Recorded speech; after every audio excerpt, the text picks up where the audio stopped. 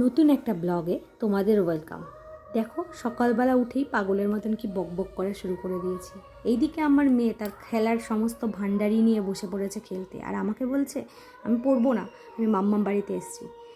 তারপর আমি ওকে ফ্রেশ করে খাইয়ে দেয়ে ওপরে চলে আসলাম কাজ করতে।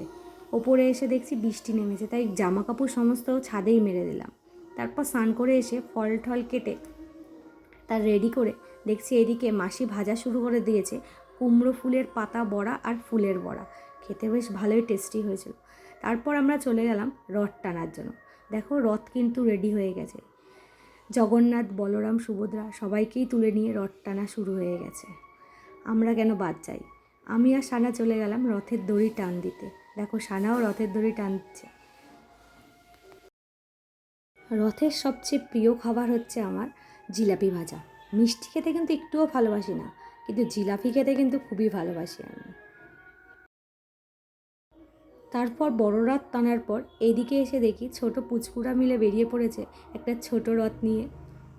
বৃষ্টি হওয়ার কারণে কিন্তু রাত্রিবেলা খুব একটা ভিড় হয়নি।